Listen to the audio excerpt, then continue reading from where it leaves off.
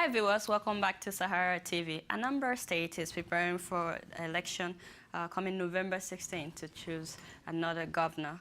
And today we have the honor of speaking with one of the candidates. He is a member of the National Conscience Party that was founded by Chief Gani Fawahimi, and we'll be speaking with Dr. Webster Okonkwo. Dr. Okonkwo, welcome to Sahara TV.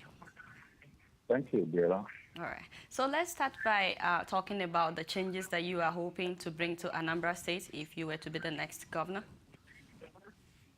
Well, the first thing I want to do if elected governor of Anambra State is to put in place a form of democracy that will benefit the majority. You see, what we have now in Nigeria in most places is a democracy that benefits only a few people, either in Abuja or at the state capitals. Now, when you go to the villages, when you go to the remote areas, you discover that they do not even understand what is the meaning of democracy.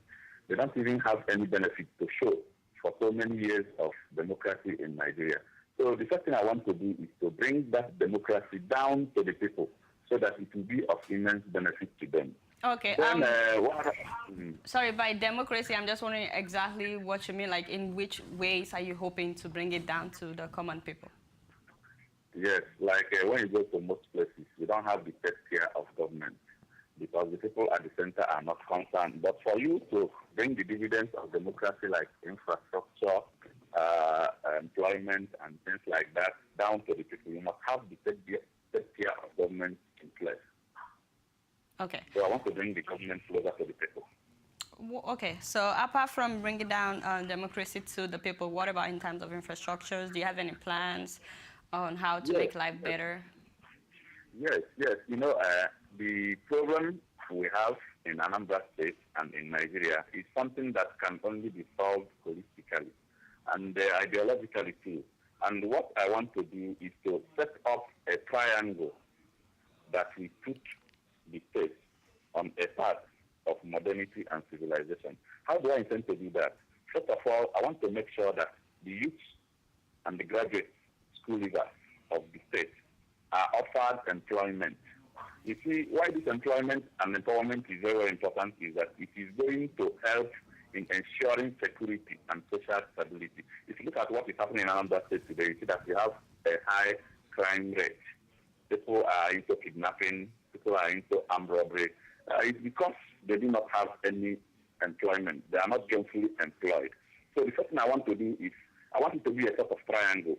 If I empower and employ the people that are unemployed, and then those that we cannot employ, we pay them benefits. I see.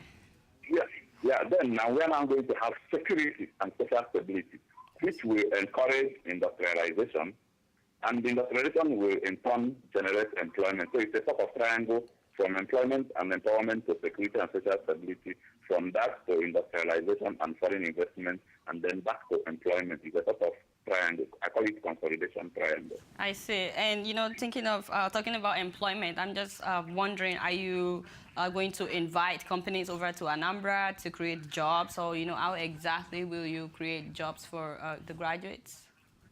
Now, there are two approaches. One is that we are going to encourage small-scale businesses by offering entrepreneurial training for our graduates so that they will set up small businesses. You see, the model we are following is the model we are getting from the Asian countries, the successful Asian countries, where they encourage small-scale businesses. So we are going to do that. But also, we are going to map out industrial zones. We are going to map out industrial zones. They are going to be tax-free, and we are going to provide infrastructure so that we will encourage foreign investors and companies to come into Anambra State. So we are going to follow it in two ways. Okay, so Dr. Okonkwo, you know, I'm just wondering, the fact that this is your first political office that you're trying to run for, you've never been politically active, but now you want to be a governor. How did that happen? Why are you going for being the governor, and since you've not had any political experience before? Yeah, you see why I want to be the governor of Anambra State is because I was part of the pro-democracy movement that ushered in the Fourth Republic that we have in Nigeria today. And It's a we bit had hard a hearing you. Dr. Okonkwo, can you speak okay. yeah, I it's very said hard. I was part of the pro-democracy movement that ushered in this present democracy. Okay. And we had a vision then, and the vision we had then is not what I am seeing now. That is exactly why I want to take a shot at the governorship of the state. You see, why the governor is very, very strategic is because he is the chief executive of the state. And as the chief executive of the state, a lot of bucks stop on your table.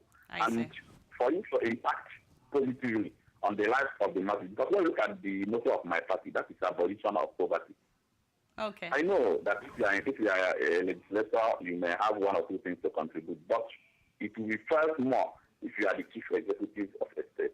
Okay, but I'm just wondering what you've done so far, what your experience has been. How have you made a difference before now so that, I'm wondering, why should I vote for you? Can you tell us some of the things that you've done to help the people of Anambra before trying to be the governor?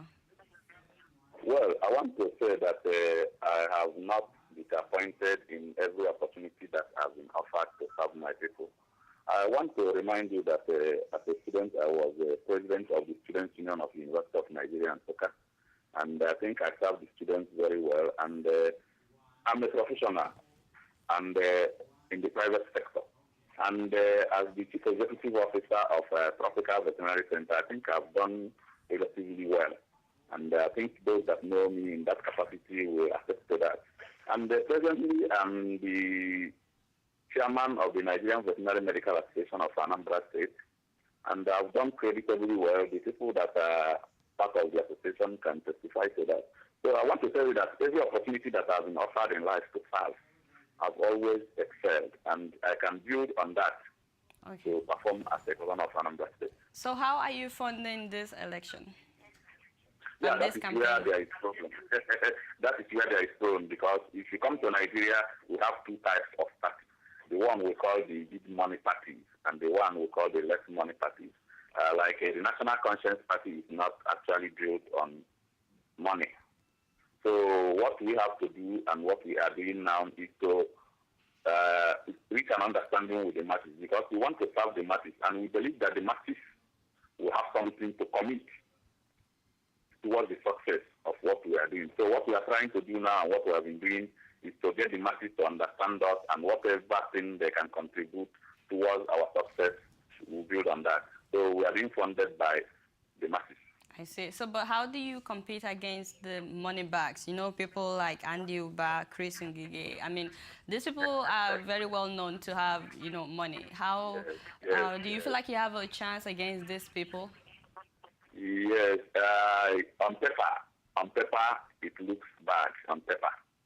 But we still believe that we can reorientate our people so that they will know that politics is not money. When you're talking politics, you're not talking money, but it's something that you have to start to educate and enlighten them. And we are really doing that. We are really doing that to show the people that it's not money that is politics. Politics is something else. And we are trying to take this thing into our people. So it is a very hard task, but we have to start somewhere. I see. So we're hearing that PDP has 3 candidates for the same post. I mean, tell us about that. Yes. How is the situation like? Well, that is one problem we have to raise with INEC, because they are fielding 3 candidates. And we've had such experiences in the past where they fielded like 2, 3, 4, in some instances, candidates. And you discover that when you go to INEC, they will tell you that they just have 1 candidate on paper. But when you go to the field, you have about 3 or 4 campaigning. And that is exactly the scenario we're having now. About 3 people are campaigning for governor. And it's going to portend serious problem for all the other parties. I see. The election is November. This is September. Have you guys had any debates? And are you planning on having debates? Well, the information we are getting is that some media organizations are planning a debate, public debate for the candidates, but we are yet to receive their notice. I see. So tell us, please, a bit about your party. There are rumors that the party is disregistered. Is that so? Well, that was before the Supreme Court rules that INEC does not have power to register any party. So the party is a registered party in Nigeria today. I see. So, but there was a time that INEC said that your party is disregistered. Yes. INEC deregistered so many parties in Nigeria then, but the court overruled that. I see. So, now that INEC said that your party, I mean, they didn't really say that your party can, it's just that the law says that INEC cannot say your party is disregistered. Yeah, that was judgment of the court and is binding on INEC. I see. Dr. Okonkwo, I'm wondering what will happen if by any chance you don't win. Are you going to continue to contest for the governorship, or will that be the end of it? Well, like what I told you before, the National Conscience Party is a party that is ideologically grounded. We have a vision of Nigeria that will be free of poverty, and that is a lifelong commitment as far as some of us are concerned.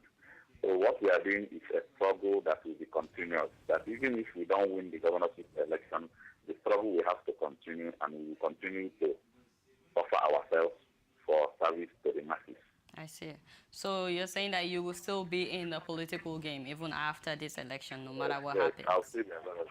I'll still be available even after this election. I see. Do you guys have an office in Anambra State, your political party, I mean?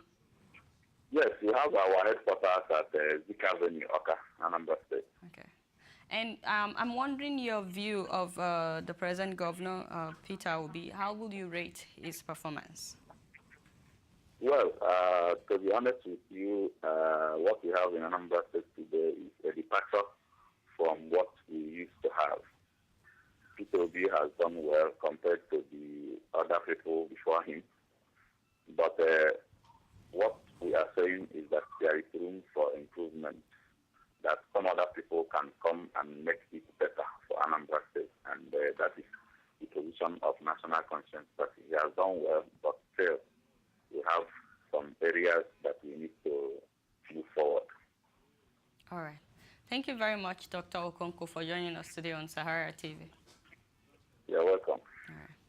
All right, viewers, that has been Dr. Webster Okonkwo, a candidate for governorship in Anambra State. The election holds on November 16th. Stay tuned, we have more to come. We'll be right back.